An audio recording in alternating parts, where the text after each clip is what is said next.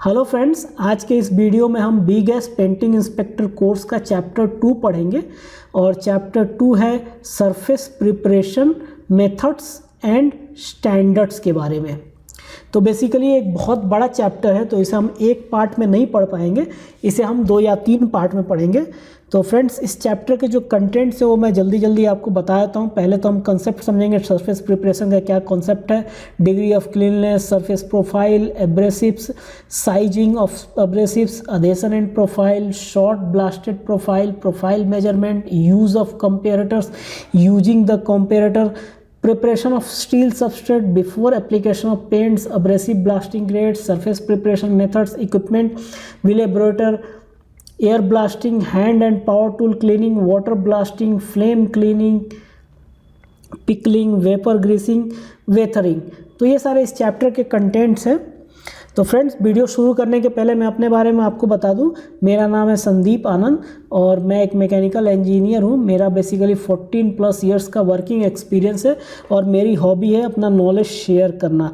तो मैं अपना नॉलेज शेयर करता हूं 2 तरीक़ों से। एक है मेरा वेबसाइट www.welడింgandandt.com, जिस पे मैं regular articles, notes, videos post करते रहता हूं। और जो दूसरा तो जरिया है जिससे मैं अपना नॉलेज शेयर करता हूँ वो है यूट्यूब। तो मेरा यूट्यूब चैनल है youtube.com/weldingandt। तो ये मेरा चैनल है, इसके ऊपर मैं रेगुलर वीडियोस अपलोड करते रहता हूँ। तो ऐसे मैं नॉलेज शेयर करता हूँ। फ्रेंड्स, मैंने एक नया फीचर अपने चैनल पे शुरू किया है और वो फीचर है ज्वाइन फीचर। आप मेरे चैनल को ज्वाइन करके मेरे चैनल के मेंबर बन सकते हैं। ये सब्सक्राइब से अलग है। सब्सक्राइब तो आपने कर ही लिया होगा। अगर आप मुझे फाइनेंशियली सपोर्ट करना चाहते हैं तो आप मेरे चैनल के साथ जुड़ सकते हैं। मेरे चैनल को ज्वाइन कर लेंगे तो आप मेरे चैनल के मेंबर बन जाएंगे। तो इसके साथ ही अगर आप मेरे चैनल के मेंबर बनते हैं तो आपको बहुत सारे एडिशनल पर्क्स भी मिलेंगे, जैसे जो मेरे सर्टिफिकेशन रिलेटेड वीडियो, जैसे सी स्वीप, बी गैस, नेस, API, NDT लेवल 3 एटसेट्रा। ये सारे वीडियोज़ जो होंगे वो एक्सक्लूसिवली मेम्बर्स के लिए होंगे, जो कि मैं समय समय पर बनाता हूँ। इसमें सी स्वीप के ऑलमोस्ट कंप्लीट हो गए हैं, अभी बी गैस का चल रहा है। तो ऐसे धीरे धीरे मैं बनाते रहूँगा। तो ये सब मेंबर्स को ये बेनिफिट्स मिलेंगे कि ये सर्टिफिकेशन रिलेटेड कोर्सेज का वीडियोस आप देख सकते हैं। दूसरा है जो लाइव सेशंस मेरे होंगे, वो लाइव सेशंस आप अटेंड कर सकते हैं। लाइव सेशन के अंदर मैं करियर रिलेटेड आपकी क्वेरी को रिजॉल्व करता हूँ, आपके जॉब से रिलेटेड क्वेरी को रिजॉल्व करता हूँ। कुछ टेक्निकल क्वेरीज अगर आपकी है तो वो भी रिजॉल्व करने की कोशिश करता हूँ। साथ ही अगर आप मेरे चैनल के मेंबर है तो आपके कमेंट्स को मैं प्रायोरिटी बेसिस पे देने की कोशिश करूँगा। तो फ्रेंड्स, ये सारे बेनिफिट्स हैं अगर आप मेरे चैनल को ज्वाइन करते हैं। साथ ही अगर आप मेरे से सोशल मीडिया पे जुड़ना चाहते हैं तो आप जुड़ सकते हैं। ये लिंक्डइन, फेसबुक का मेरा आईडी है, साथ ही ये मेरा ईमेल आईडी है। और अगर आप इस वीडियो के प्रेजेंटेशन को डाउनलोड करना चाहते हैं, इसका PDF, ये जो प्रेजेंटेशन है इसका PDF अगर आप डाउनलोड करना चाहते हैं, या दूसरा कोई स्टडी मटेरियल आपको चाहिए, या अगर आपको कोई कोड या स्टैंडर्ड चाहिए, तो आप मेरे टेलीग्राम चैनल जिसका नाम है वेल्डिंग एंड NDT पे जाके इन सब चीज़ों को डाउनलोड कर सकते हैं। फ्रेंड्स, ये सारी चीज़ें मैंने ऑलरेडी अपलोड कर रखी है। बहुत सारे स्टडी मटेरियल, कोड्स और स्टैंडर्ड्स को मैंने ऑलरेडी अपलोड कर रखा है टेलीग्राम पे चैनल पे। आपको सिर्फ टेलीग्राम चैनल पे जाके मेरा चैनल ये ज्वाइन करना है। उसके फाइल सेक्शन में आपको ये सारी चीज़ें मिल जाएंगी, वहाँ से आप डाउनलोड कर सकते हैं। तो फ्रेंड्स, आइए शुरू करते हैं आज का टॉपिक। हम जनरल कॉन्सेप्ट समझेंगे सरफेस प्रिपरेशन का, कि सरफेस प्रिपरेशन होता क्या है। सरफेस प्रिपरेशन होता क्या है फ्रेंड्स? यहाँ आप एक सेल देख सकते हैं, स्टील का सेल है। यहाँ देखिए, इसका सरफेस प्रिपरेशन किया जाता है। क्यों करते हैं सरफेस प्रिपरेशन? तो अगर हमको किसी आइटम के ऊपर पेंट करना है या कोई कोटिंग करनी है उसके ऊपर, तो उसे क्लीन करते हैं। क्लीन करने के बाद हम कोटिंग करेंगे तो हमारी कोटिंग की जो लाइफ होगी वो बहुत अच्छी होगी। तो क्लीन करने के प्रोसेस को इस सरफेस प्रिपरेशन करते हैं। इसी को सरफेस प्रिपरेशन कहा जाता है। क्लीनिंग द सरफेस और steel substrate is known as surface preparation. Substrate क्या होता है? देखिए फ्रेंड्स, जो स्टील का जो सतह है, जो सरफेस है, इसी को स्टील सबस्ट्रेट कहते हैं रफली। तो ये जो सबस्ट्रेट है इसको क्लीन करते हैं, इसको प्रिपेयर करते हैं, उसी को प्रिपरेशन बोलते हैं। तो इसे हम क्यों करते हैं? तो गुड सरफेस प्रिपरेशन, अगर अच्छा सरफेस प्रिपरेशन होगा तो कोटिंग की लाइफ को बहुत ज़्यादा बढ़ा देता है। जो आप पेंट करेंगे या जो आप कोटिंग करेंगे उसकी लाइफ बहुत ही ज़्यादा बढ़ जाएगी अगर आपने अच्छा सरफेस प्रिपरेशन किया है तो फ्रेंड्स, इस फोटो में आप देख सकते हैं ये एक ब्लास्टिंग के थ्रू सरफेस प्रिपरेशन कर रहे हैं। ये ऑपरेटर हैं और इनके हाथ में नोजल है और ये नोजल जो है होज पाइप, एक ब्लैक कलर की होज जो पाइप है इससे कनेक्टेड है।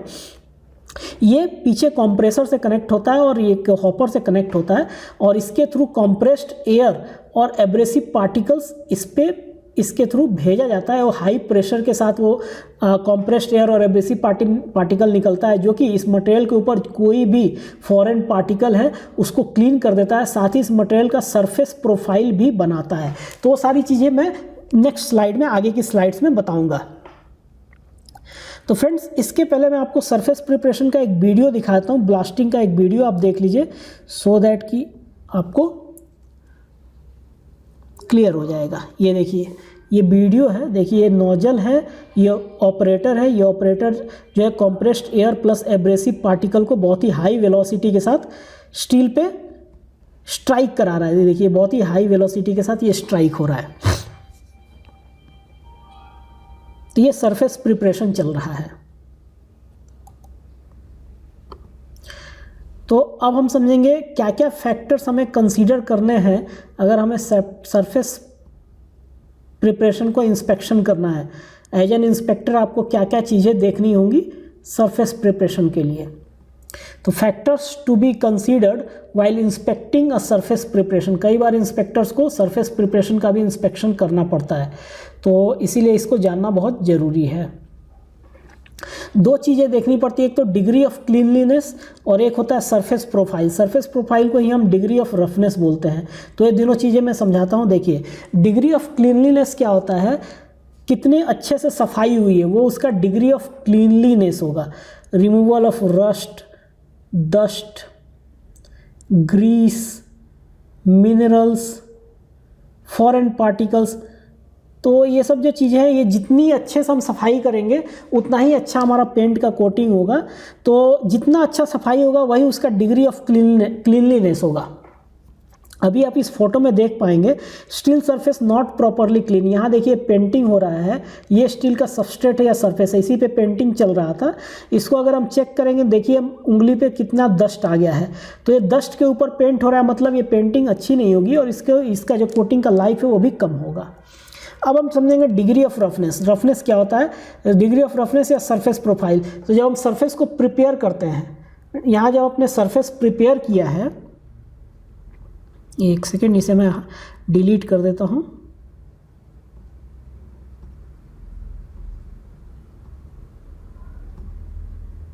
ये फ्रेंड्स डिलीट कर देता हूँ ताकि समझने में आसानी होगी।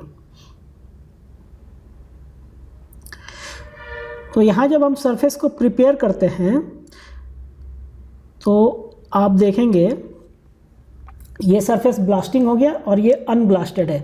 ब्लास्टिंग होने के बाद एक सरफेस के ऊपर एक प्रोफाइल बन जाएगा, जो कि माइक्रोस्कोपिक लेवल पे आप देखेंगे माइक्रोस्कोप से, तो आपको पता चलेगा इस तरीके का कुछ प्रोफाइल बन जाता है। ये जो ऊपर जो पहाड़ जैसे खड़े हैं इन्हें पिक्स बोलते हैं। ये पिक हो गया, ये पिक हो गया, और ये जो नीचे का पोर्शन इसे ट्रफ बोलते हैं। देखिए पिक और ये हो गया ट्रफ। तो इस तरीके का प्रोफाइल बनता है। रोग पिक्स होते हैं जो कि बहुत ज़्यादा बड़े पिक्स बन जाते हैं, तो इसके बारे में हम आगे की स्लाइड में समझेंगे। फिलहाल जस्ट एक जनरल कॉन्सेप्ट देख लीजिए। देखिए ये एक पेंटिंग किया हुआ सरफेस है, ये जैसे हमारा स्टील सबस्ट्रेट है ऐसा प्रोफाइल बन गया। इसके ऊपर येलो कलर का ये जो लाइन है ये पेंट का लेयर है। ये पेंट, अब इसके नीचे ये पूरा पेंट हो गया, समझ लीजिए पूरा स्टील का जो सबस्ट्रेट है ये कम्प्लीटली पेंट हो गया यहाँ से यहाँ तक। अभी देखिए जब मैंने बताया था रोग पिक्स, जो खड़े जो ज़्यादा खड़े पिक्स हो जाएंगे तो क्या होगा, पेंट के ऊपर ही निकला रह जाएगा। पेंट के ऊपर निकला रहेगा तो ये डायरेक्टली एटमॉस्फेयर के कांटेक्ट में आएगा, और एटमॉस्फेयर के कांटेक्ट में आएगा तो इसके ऊपर रस्टिंग होगी, और ये रस्टिंग जो है नीचे की ओर बढ़ती जाएगी। मतलब आपने पेंटिंग तो किया है, बट चूँकि स्टील का सरफेस जो बाहर निकला हुआ था जो रोग पिक्स है उसके ऊपर अगर करोजन हो गया तो करोजन नीचे भी बढ़ता चला जाएगा, मतलब कोटिंग की लाइफ घट जाएगी। इसलिए रोग पिक्स जो है अनवांटेड होते हैं, इसे रस्ट रैशिंग बोलते हैं। मतलब जो रोग पिक्स के ऊपर अगर करोजन हो गया, रस्टिंग हो गया एटमॉस्फेयर के कांटेक्ट में आने से, तो उसे रस्ट रैशिंग बोलते हैं। अब देखिए सरफेस प्रिपरेशन के कितने मेथड होते हैं, कितने तरीकों से सरफेस प्रिपरेशन किया जा सकता है। तो एक तो होता है ड्राई एब्रेसिव ब्लास्ट क्लीनिंग। अभी जो मैंने आपको फोटो और वीडियो दिखाया था वो वही था, ड्राई एब्रेसिव ब्लास्ट क्लीनिंग। ये सबसे पॉपुलर सरफेस प्रिपरेशन मेथड है। इसके बाद कुछ और पॉपुलर सरफेस प्रिपरेशन मेथड होते हैं, जैसे होता है water blasting, hand and power tool cleaning. Hand and power tool cleaning दूसरा सबसे इम्पॉर्टेंट सरफेस या दूसरा सबसे यूज्ड या पॉपुलर सरफेस क्लीनिंग मेथड है। ये दोनों जो हैं ड्राई एब्रेसिव और ये hand and power tool cleaning, ये दोनों सबसे ज़्यादा सरफेस प्रिपरेशन मेथड के रूप में इंडस्ट्री में यूज होते हैं। अब वो वाटर ब्लास्टिंग, फिर फ्लेम कटिंग हो गया, फिर पिकलिंग हो गया, वेपर डिग्रीसिंग और वेथरिंग, ये सारे सरफेस प्रिपरेशन मेथड है। तो हमने देखा ड्राई एब्रेसिव, तो हम पहले सबसे पहले ड्राई एब्रेसिव ब्लास्ट क्लीनिंग के बारे में समझेंगे। देखिए friend, dry abrasive blast cleaning में क्या होता है, compressed air plus abrasive particles, दो चीज़ों का यूज़ किया जाता है। इन दोनों को मिक्स किया जाता है, एयर कंप्रेस एयर और एब्रेसिव पार्टिकल को मिक्स किया जाता है और उसे होज के थ्रू भेजा जाता है नोजल पे। नोजल जो होता है वो एक स्मॉल ओपनिंग होता है या एपर्चर का मतलब ओपनिंग ही होता है, उसके थ्रू भेजा जाता है। मैं फिर से एक बार फोटो में दिखाता हूँ। ये देखिए, ये जो होज है इसके through compressed air plus abrasive particles भेजा जाएगा। यहाँ नोजल है, नोजल से बहुत ही हाई स्पीड और हाई वेलोसिटी से जो पार्टिकल है वो निकलेंगे और सरफेस पे स्ट्राइक करेंगे और स्ट्राइक करके इसके सरफेस को प्रिपेयर करेंगे, क्लीन करेंगे, इसका रफनेस सही करेंगे। तो जो प्रेशर है, जो प्रेशर होगा कंप्रेस्ड एयर का वो होगा 100 psi और इस प्रेशर के कारण जो रिजल्टेंट वेलोसिटी आएगा एब्रेसिव प्लस एयर का वो होगा 450 mph माइल्स पर आवर। तो 100 psi प्रेशर होगा, उसका रिजल्टेंट वेलोसिटी होगा 450 mph। अब जो मैंने बताया कि ड्राई एब्रेसिव पार्टिकल जो है वो कंप्रेस्ड एयर के साथ मिक्स्ड होता है, abrasive particles mixed with compressed air, और ये travel at very fast speed, ये बहुत ही फास्ट स्पीड से ट्रैवल करते हैं। और फास्ट स्पीड से ट्रैवल करने का मतलब है उसके पास बहुत एनर्जी होता है, मतलब वो हार्ड मिल स्केल, बहुत ही जिद्दी स्टेन्स वगैरह जो है सब रिमूव कर सकता है, इतना इसके पास एनर्जी होता है। तो यहाँ लिखा है this energy used in chipping away mill scale जो कि हार्ड टफ मिल स्केल होते हैं उनको भी, या दूसरे कोई भी किसी भी तरीके के फॉरेन पार्टिकल्स वगैरह जो भी है इम्प्योरिटी है सबको क्लीन कर सकते हैं ड्राई एब्रेसिव से। ये जो स्पीड होता है इस स्पीड से। यहाँ एक लॉजिकल बात है कि the longer the time spent on this operation the higher the degree of cleanliness. जितना ज़्यादा आप जॉब के ऊपर एब्रेसिंग ब्लास्टिंग करेंगे उतना ही ज़्यादा उसका क्लीनलीनेस का डिग्री बढ़ेगा। अब हमने यहाँ देखा एक तो कॉम्प्रेस्ड एयर और दूसरा एब्रेसिव पार्टिकल्स। तो क्या एब्रेसिव, कौन कौन से एब्रेसिव पार्टिकल्स होते हैं वो हम समझेंगे। एब्रेसिव पार्टिकल्स को मोस्टली 3 तरीके से कैटेगराइज किया गया है, 3 पार्ट में कैटेगराइज किया है। एक तो नॉन मेटालिक एब्रेसिव पार्टिकल, एक मेटालिक एब्रेसिव पार्टिकल और एग्रीकल्चरल बाई प्रोडक्ट्स। एग्रीकल्चर के जो बाई प्रोडक्ट्स निकलते हैं वेस्टेज, उनके भी पार्टिकल्स को यूज कर सकते हैं एब्रेसिव ब्लास्ट क्लीनिंग के लिए। तो जो नॉन मेटालिक मोस्टली जो होते हैं वो एक्सपेंडेबल होते हैं। एक्सपेंडेबल का मतलब वो उसे रिसाइकल नहीं किया जा सकता, रीयूज नहीं किया जा सकता, मतलब एक बार ही ये यूज होता है। जितने भी नॉन मेटालिक एब्रेसिव पार्टिकल्स है, जो मेटालिक एब्रेसिव पार्टिकल्स है रिसाइक्लेबल है, इसको रीयूज कर सकते हैं, लेकिन रीयूज करने के पहले कुछ क्लीनिंग ट्रीटमेंट करना पड़ता है, तो रीयूज इसे कर सकते हैं। और एग्रीकल्चरल बाई प्रोडक्ट्स हैं, इसे भी रीयूज मोस्टली नहीं करते हैं। तो देखिए अब ये जो तीनों कैटेगरी थी, एक तो नॉन मेटालिक, एक मेटालिक और इसमें एग्रीकल्चरल बाई प्रोडक्ट। तो जो नॉन मेटालिक है इसके अंदर जो एब्रेसिव पार्टिकल्स आते हैं, एक होता है कॉपर स्लैग बहुत पॉपुलर है इंडस्ट्री में, फिर है निकल स्लैग, फिर है बॉयलर स्लैग, फिर है ग्लास बीड और एक्वामरीन। तो ये सारे नॉन मेटालिक में हैं। जो बहुत ही इंडस्ट्री में सबसे ज़्यादा पॉपुलर है वो मेटालिक वाले होते हैं। मेटालिक में आता है ACI मतलब एंगुलर चिल्ड आयरन, फिर स्टील ग्रिट, फिर steel shot, grit and shot mix और garnet. Steel grit, steel shot और ग्रिट एंड शॉर्ट मिक्स बहुत ज़्यादा यूज होता है एब्रेसिव पार्टिकल्स के लिए। एग्रीकल्चरल बाई प्रोडक्ट में वॉलनट शेल, वॉलनट होता है अखरोट का जो खोली होता है, जो उसका शेल होता है, बाहरी आवरण, बाहरी भाग, वो जो हम तोड़ के बाहर फेंक देते हैं उसका यूज़ कर सकते हैं एब्रेसिव पार्टिकल्स के रूप में। फिर कोकोनट का शेल, फिर एग का शेल, अंडे का जो है शेल, वो कॉर्न कॉब हस्क और पिच हस्क। तो ये सारे एब्रेसिव पार्टिकल्स हैं जिनका यूज कर सकते हैं ड्राई एब्रेसिव पार्टिकल्स में। अब इन सब में से जो इम्पोर्टेंट है उसके बारे में थोड़ा बहुत इसमें बताया गया है। देखिए पहले तो कॉपर स्लैग आपको बताया, कॉपर स्लैग जो है ये नॉन मेटालिक वाला कॉपर स्लैग। तो इसके बारे में देख लीजिए। देखिए कॉपर स्लैग ऐसा दिखता है, शेप आपने देख लिया, इरेगुलर शेप है, शार्प एज दिख रहा है, ब्लैक कलर है और एजेस ज़्यादा शार्प है, रैंडम शेप है।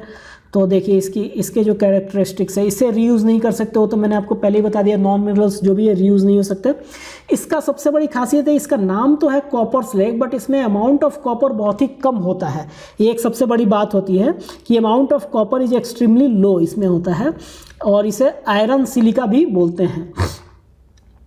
इसे ग्रिड फॉर्म में सप्लाई किया जाता है। ग्रिड फॉर्म मतलब ये जो शेप है ये इस तरीके का, ये ग्रिड फॉर्म इसे बोलते हैं। तो ग्रिड फॉर्म क्या है, रैंडम शेप है, कुछ भी आड़ा तिरछा कुछ भी।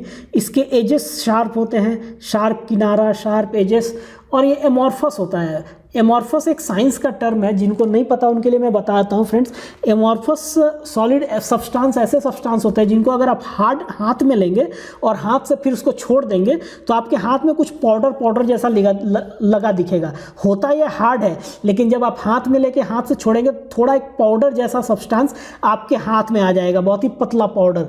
तो ये अमॉर्फस होता है। जैसे आप कॉपर स्लैब को हाथ में लेके उसका छोड़ेंगे तो आपके हाथ में काला काला पाउडर जैसा थोड़ा थोड़ा आ जाएगा, तो इसे एमॉर्फस बोलते हैं। ये होता बहुत ब्रिटल है, लेकिन एमॉर्फस होने के कारण पाउडर छोड़ता है और इसका कलर ब्लैक होता है, चमकदार होता है। अब क्या, जब ब्लास्टिंग करते हैं तो it shatters into small pieces, ये छोटे छोटे पीसेस में टूट जाता है जब ब्लास्टिंग करते हैं, और इम्पैक्ट जब होता है इसका जॉब पे तो, और इसे एक ही बार यूज करेंगे फिर उसे डिस्कार्ड कर देंगे।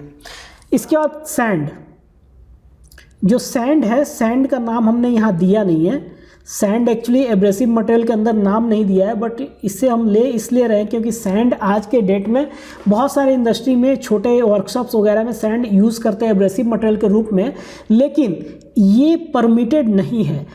इन्वायरमेंटल इशू के कारण इसे परमिट नहीं किया गया है।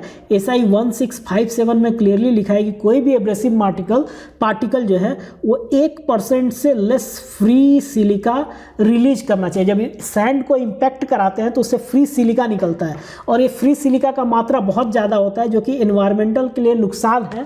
और ये जो फ्री सिलिका है वो हेल्थ के लिए बहुत ज़्यादा, इन्वायरमेंट के लिए नुकसान कहने का मतलब है आपका जो हेल्थ है उसके लिए बहुत अनसेफ होता है, क्योंकि अगर आप सिलिका को इनहेल कर लेंगे, बॉडी के अंदर इनहेल कर लेंगे तो आपको अलग सी बीमारी हो सकती है। ये एक न्यूमोनिकोसिस या सिलिकोसिस जैसी कोई बीमारी हो सकती है। ये डेंजरस होता है, इंजूरियस टू हेल्थ होता है। COSH का जो रेगुलेशन है, COSH का फुल फॉर्म है control of substances hazardous to health. तो COSH का जो रेगुलेशन है, उस रेगुलेशन के हिसाब से ये जो है सैंड जिसमें सिलिका होता है उसे ड्राई ब्लास्टिंग के रूप में अलाउ करने नहीं देते हैं, इसीलिए सैंड का नाम उधर नहीं रखा था। अब जो दूसरा है पार्टिकल गार्नेट, गार्नेट का जो हार्डनेस होता है डायमंड टाइप होता है, तो डायमंड टाइप हार्डनेस लिखा है। इसके बाद इट इज़ आइदर एक्सपेंडेबल और रिसाइकलेबल, इसे या तो एक बार आप यूज़ कर देंगे या इसको आप रिसाइकल भी कर सकते हैं, मतलब 2-3 बार यूज भी कर सकते हैं। लेकिन अगर रीयूज़ करना है तो इसको क्लेंजिंग ट्रीटमेंट एक होता है वो करना पड़ेगा, इसकी क्लेंजिंग करनी होगी, सफाई, और फिर इसे हम रीयूज़ कर सकते हैं। ये जो है जब इसकी ब्लास्टिंग करते हैं तो सरफेस से टकराने के बाद शैटर नहीं होता, टूटता नहीं है। कुछ वेयरिंग जरूर होता है लेकिन ये टूटता नहीं है। इसे ग्रिड फॉर्म में सप्लाई करते हैं और इसका जो कलर होता है रेडिश ब्राउन कलर होता है। ये देखिए कलर आप देखेंगे रेडिश ब्राउन है। इसके बाद आ गया मेटालिक ग्रिड, ये आ गया मेटालिक ग्रिड। तो देखिए मेटालिक ग्रिड जो है इसका भी शेप आप देखेंगे रैंडम शेप है, शार्प है, जैसे ब्लैक कलर है, आप देख सकते हैं। देखिए मेटालिक ग्रिड जो है ये रिसाइकलेबल है, क्योंकि ये मेटालिक वाली कैटेगरी में है तो ये रिसाइकलेबल है, लेकिन रिसाइकल या रीयूज़ करने से पहले इसकी क्लेंजिंग ट्रीटमेंट करनी पड़ेगी, इसकी सफाई करनी पड़ेगी, तब इसे हम रिसाइकल कर सकते हैं। ये एमॉर्फस होता है, पॉइंट्स एंड कटिंग एजेस, इसके एजेस शार्प होते हैं, नुकीलेदार होते हैं, और ये एमॉर्फस होता है, और इसका जो प्रोफाइल है वो इरेगुलर होता है, रैंडम शेप होता है। अब देखिए, अब जब इसे हम ब्लास्टिंग करते हैं तो इसकी साइज़ जो है कम होती है, धीरे धीरे कम होती है।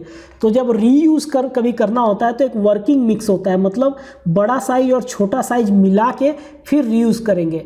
होता क्या है कि जब बड़ा साइज और छोटा साइज का एक रेशियो रहेगा, एक एक्सेप्टेड रेशियो रहेगा, उस रेशियो के हिसाब से मिलाएंगे तो जो लार्ज पार्टिकल जो होगा वो प्रोफाइल कट करेगा, और जो छोटा पार्टिकल होगा प्रोफाइल के भीतर से, ट्रफ के अंदर से जो भी क्लीनिंग है वो करेगा। फॉर एग्जांपल ये देखिए, जैसे बड़ा साइज जो है वो ऐसा प्रोफाइल बनाएगा, इस तरीके से प्रोफाइल बनाएगा बड़ा साइज, और जो छोटा साइज का जो ग्रिट आएगा इसके अंदर जो भी फॉरेन पार्टिकल है या इम्प्योरिटी होगा उसको निकालेगा, मतलब क्लीनिंग करेगा। तो वर्किंग मिक्स से ये फ़ायदा होता है।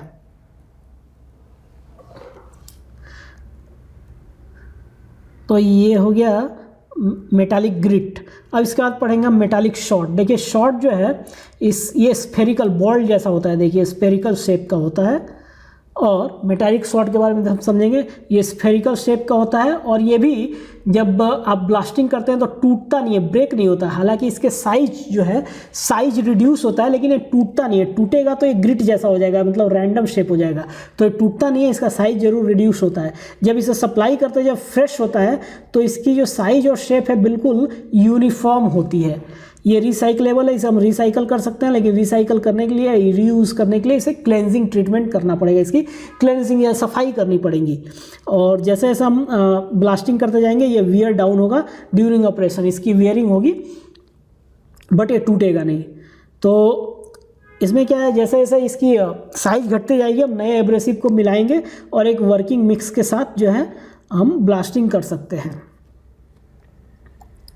अब देखिए, अब सबसे पॉपुलर होता है एक कॉम्बिनेशन शॉट और ग्रिट का। अभी मैंने आपको मेटालिक शॉट और मेटालिक ग्रिट इंडिविजुअली पढ़ाया। अब ये देखिए मेटालिक शॉट और मेटालिक ग्रिट का जो मिक्स है ये भी बहुत बढ़िया कॉम्बिनेशन माना जाता है, क्योंकि जो ग्रिट होता है, ग्रिट इरेगुलर या रैंडम शेप होने की वजह से प्रोफाइल बढ़िया कट करेगा। ये जो प्रोफाइल है ये ग्रिट बढ़िया कट करेगा, और जो शॉट है वो शॉर्ट पिक की हाइट को कंट्रोल करेगा। जो रोग पिक्स निकल रहे थे, अगर शॉर्ट हम यूज़ करेंगे तो ये शॉर्ट जो है इसको दबा देगा और ये अंदर चला जाएगा। तो शॉर्ट और ग्रिट का मिक्स जो है बहुत ही अच्छा कॉम्बिनेशन होता है। नॉर्मली जो मिक्सिंग रेशियो होता है 70 to 80% शॉर्ट होता है और 20 to 30% ग्रिट होता है।